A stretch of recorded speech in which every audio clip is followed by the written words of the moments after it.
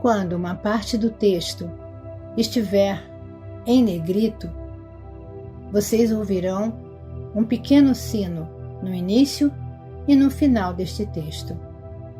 Carta número 5, parte 2. Mesmo tendo a ciência, é relatado que a substância de seu mundo material é composta basicamente de partículas elétricas que estão em movimento com grande velocidade no espaço. Ela é incapaz de explicar por que tais partículas de energia tomam a forma e a densidade da matéria. Ela apenas afirma que existem forças de fusão que casualmente criam os elementos. A ciência não pode dizer a você qual é a força de motivação que atrai as partículas que formam os elementos. A ciência tampouco pode explicar de onde vêm originalmente tais partículas de energia. Apenas afirma que foram liberadas durante o Big Bang, o qual, acreditam, deu o primeiro impulso para a criação. Por que um repentino Big Bang? Do que? Qual foi o fator de motivação por trás dele? A ciência fala de eletromagnetismo, porém não pode dizer de onde vêm tais energias que aparecem e desaparecem. Para onde vão? Por que vão? De uma perspectiva humana, não parece haver atividade inteligível dentro ou por trás desse trabalho. A ciência diz que o eletromagnetismo simplesmente é um simples fato da existência, ainda que produza um trabalho altamente inteligente e intencional, sob a forma de milhões de bilhões de substâncias das quais é feito o universo. Como acontece isso? Não há nada que o eletromagnetismo tenha tornado visível, que a mente humana possa considerar como sem propósito ou sem significado. A ciência ignora este mais básico e vital nível da criação. Sem uma resposta para o porquê, tudo o que é trazido para a manifestação visível, através da atividade das energias gêmeas do eletromagnetismo, que sempre tem um propósito, tem êxito e é racional, nada de valor se descobrirá na busca de suas origens. Até que a ciência possa testar e descobrir a realidade do espaço, no qual as partículas elétricas do ser visível estão apoiadas, a ciência ficará sempre por trás das portas fechadas do materialismo. O acesso à verdade eterna e à sabedoria universal estará sempre bloqueado, e ela permanecerá encerrada unicamente dentro das amarras da razão. Razão esta que é somente o produto da atividade finita das células do cérebro. É a verdadeira natureza do espaço o que eu quero apresentar a você. Porém, antes de fazer isso, devo primeiro chamar sua atenção para perguntas altamente pertinentes. Através dos tempos, muito do trabalho do eletromagnetismo tem aparecido à mente, à visão e ao tato das entidades vivas como alguma coisa sólida e imutavelmente durável. Acreditava-se que o metal, a madeira, a rocha, as entidades vivas, todas eram compostas de matéria sólida, inanimada ou viva. Com tal crença em um universo sólido, é natural que os antigos profetas místicos tenham concebido um indivíduo poderoso, possuindo o enorme poder de criar todas as substâncias sólidas do universo. Ao visualizar tal indivíduo poderoso, era natural que eles percebessem uma figura majestosa de controle universal, que possuía uma natureza de retribuição quando confrontada com o comportamento da humanidade, a qual havia produzido uma sociedade turbulenta. Nem os profetas da antiguidade, nem a ciência de hoje se aproximaram da verdade da existência. Ambos têm passado longe da verdade. A ciência diz que a vida começou quando, de uma maneira inexplicável, uma combinação correta de reações químicas produziu uma molécula capaz de fazer cópias de si mesma, provocando mais reações químicas. Tal descrição da enorme e abundante complexidade e poder da força da vida, como sendo perceptível, porque é capaz de duplicar a si mesma, revela o empobrecimento básico da percepção e do pensamento científico que produziu tal teoria. Além disso, permanece sem ser questionada cientificamente a sugestão de que a combinação de elementos químicos inanimados que se reuniriam de modo específico, acidentalmente, poderia produzir tão assombroso resultado de autoduplicação. Isso ocorre porque a mente humana finita e mesmo o pensamento científico não pode lidar com um acontecimento tão estranho como a autoduplicação espontânea. Isso é por demais sugestivo de um acontecimento mágico, de alguma intervenção de uma fonte inimaginável, a qual os cientistas não ousam considerar por medo do ridículo.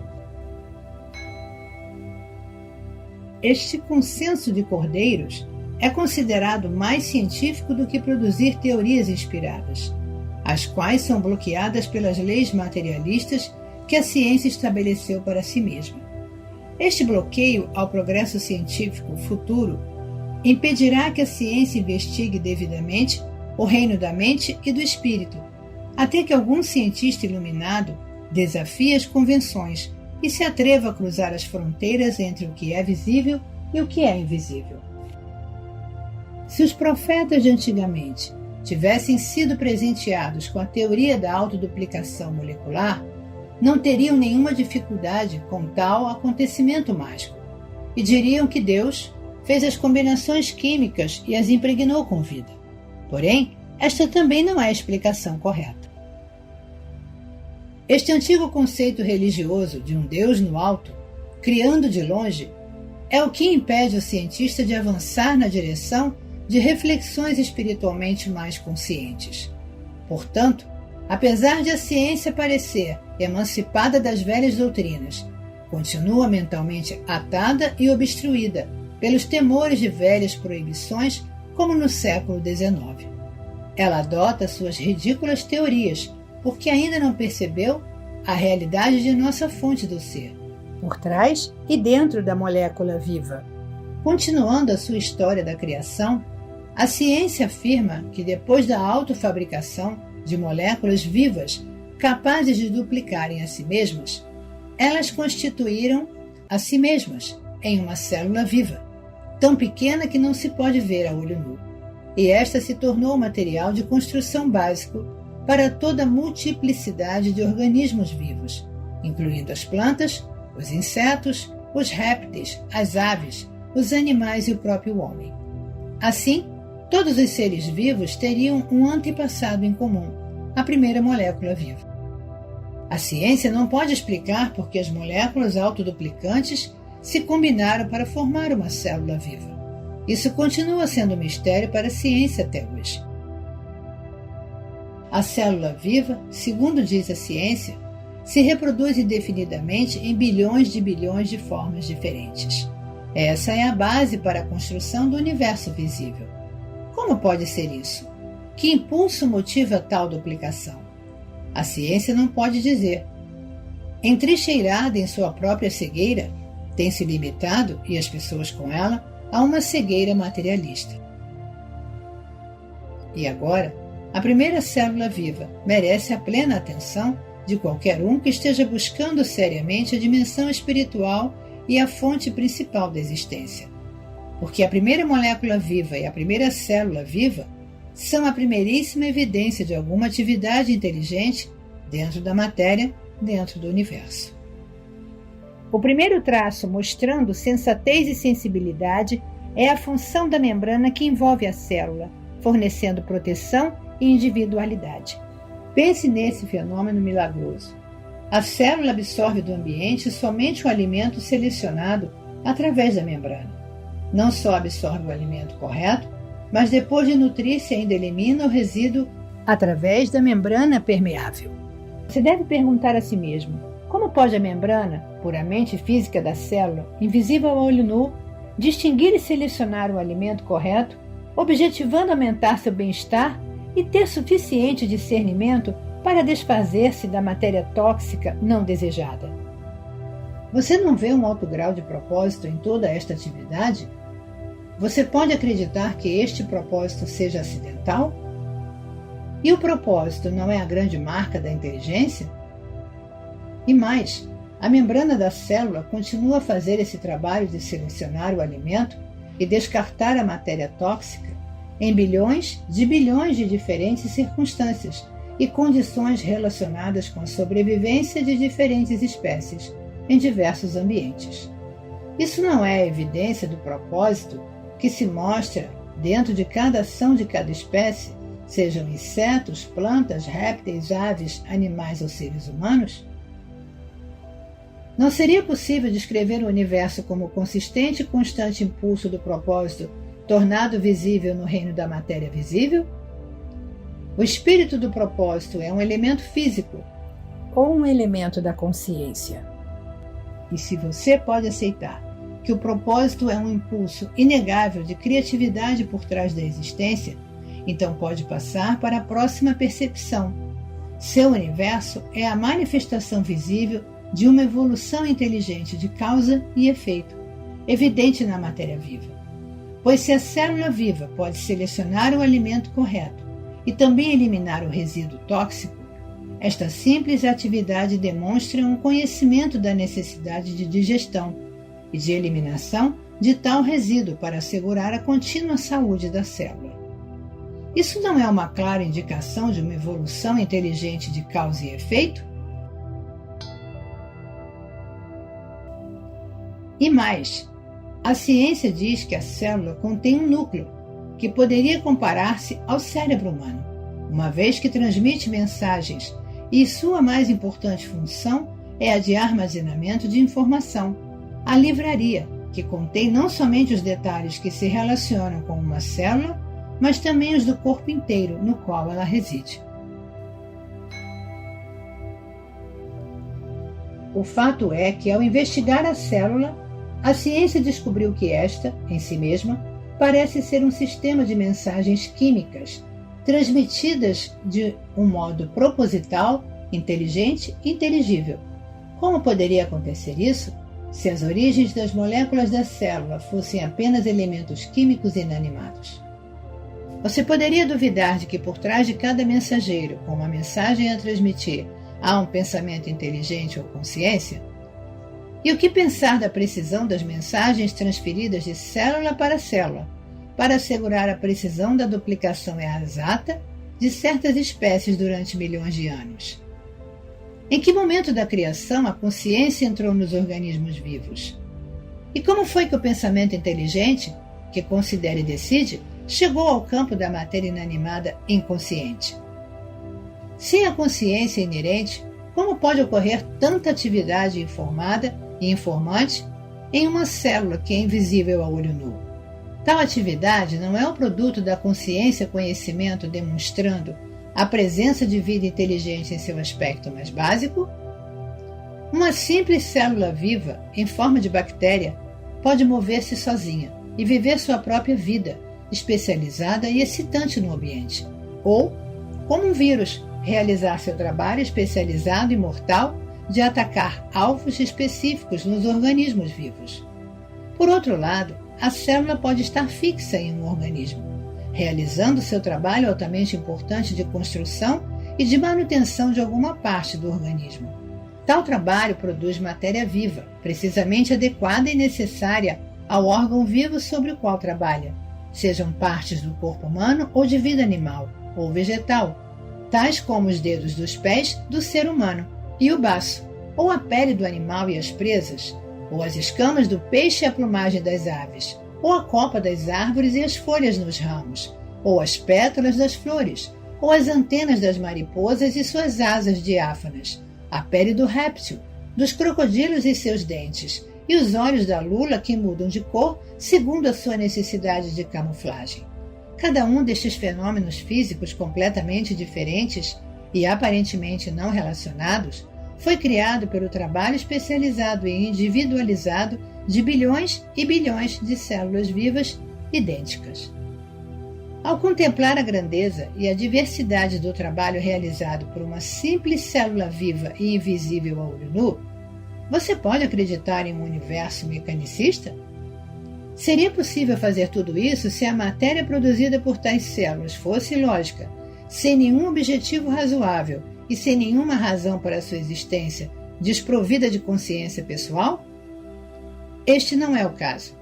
Estas células vivas idênticas trabalham juntas, em harmonia dentro do homem ou do animal, para fazer um fígado com suas múltiplas funções no corpo, para criar um olho complexo que tem seu propósito específico de pôr o organismo em contato direto e inteligente com seu ambiente, incorporando a ajuda do cérebro, para fazer ossos fortes, expressamente desenhados em conjunto com tendões e músculos, para unir-se a outros de maneira tão conveniente que permitem o pleno e ágil movimento do organismo.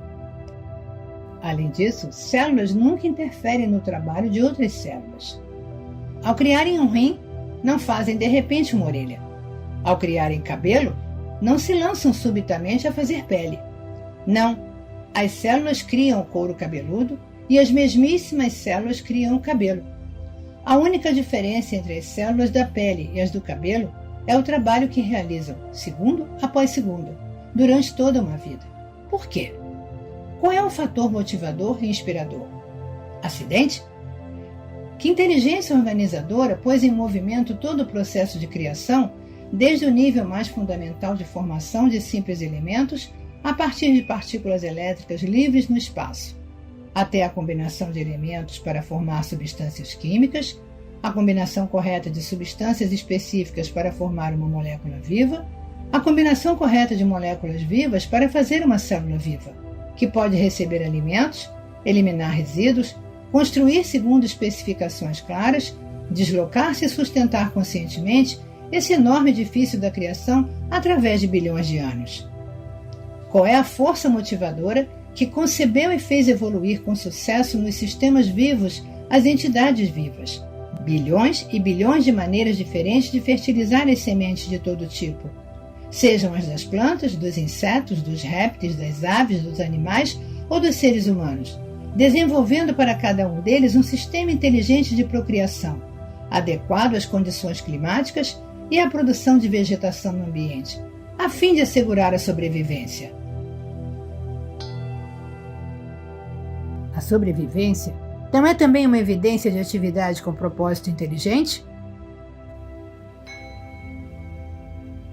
Ao cumprir-se esta grande façanha de criatividade, você não deveria se perguntar como é que cada espécie viva tem sua própria maneira individual de criar sua prole e de protegê-la de todo possível perigo, até que seja capaz de sobreviver sozinha.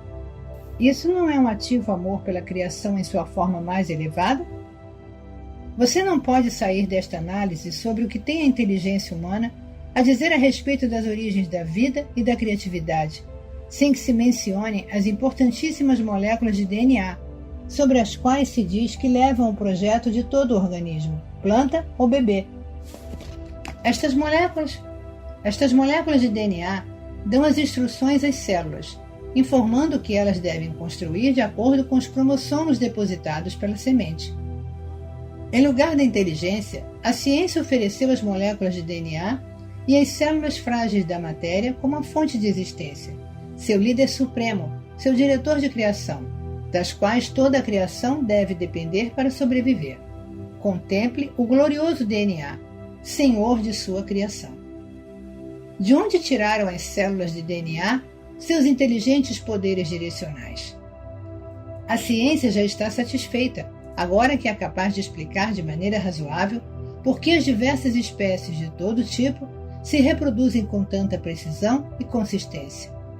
A ciência quer que você acredite que vive em um universo puramente mecanicista, que o fenômeno da evolução surge puramente de mutações casuais e da sobrevivência do mais apto. Se você estudar os diversos organismos da criação, as múltiplas e diferentes atividades de espécies relacionadas, poderá verdadeiramente acreditar em um conceito materialista tão pouco provável? Não é uma mera coincidência que hoje várias pessoas criativas empreendem viagens difíceis para explorar, determinar e fotografar os lugares em que vivem as criaturas selvagens e as plantas silvestres, a fim de permitir descobrir a imensa inteligência por trás da criação. Você é entretido e instruído por um banquete de fatos e fotografias sobre as maravilhas de seu universo. Durante meu tempo na Terra, não tive tais maravilhas às quais referir-me para ensinar aos judeus a universal verdade da existência. Eu tinha somente os animais domésticos e as aves para usar como exemplos da maravilhosa inventividade, inteligência e consciência aparentes em todo ser vivo. Em nenhuma parte do Evangelho foi escrito que eu me referia ao alto e poderoso Jeová como Criador, como era o costume dos líderes judeus. Não!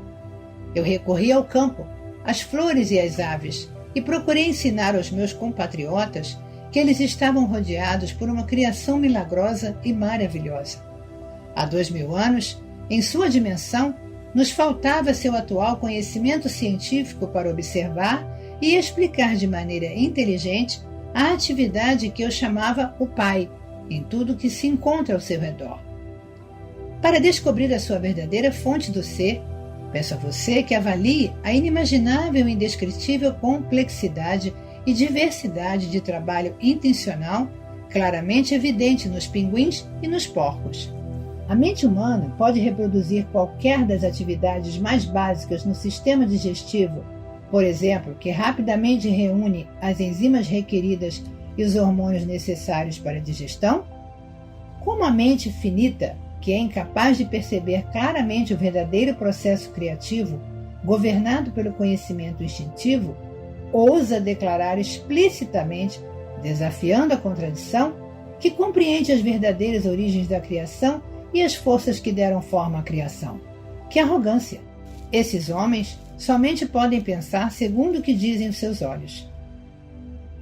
Veja a ignorância científica atual com compaixão amorosa, com certo grau de divertimento e um grande desejo de alfinetar seu orgulho, pois enquanto alguém não questionar sua autossatisfação e posição de infalibilidade, o verdadeiro casamento entre as eternas verdades e o conhecimento científico humano não poderá acontecer. Porém, terão que fazê-lo, ou a evolução espiritual humana ficará paralisada. Os cientistas têm a mente excessivamente cheia de conhecimento livresco especializado, de fórmulas e equações aceitas, e têm também uma grande necessidade de aprovação e reconhecimento dentro da comunidade científica, o que impede a penetração mística de inteligências mais elevadas. Peço aos leitores destas cartas que formem uma associação para em meu nome desafiar a ciência e perguntar: em que momento da evolução do mundo material a consciência foi percebida pela primeira vez? Repito e digo isso seriamente. Pergunte ao cientista em que momento da evolução do mundo percebe-se pela primeira vez a consciência. Na célula viva? Se a resposta for a célula viva, pergunte se a consciência já era perceptível nas moléculas vivas que se combinaram para formar a célula e se envolverem em uma membrana tão inteligentemente desenhada que permitia o consumo de alimento selecionado e o descarte de resíduo tóxico. Como ela reconhecia o resíduo tóxico?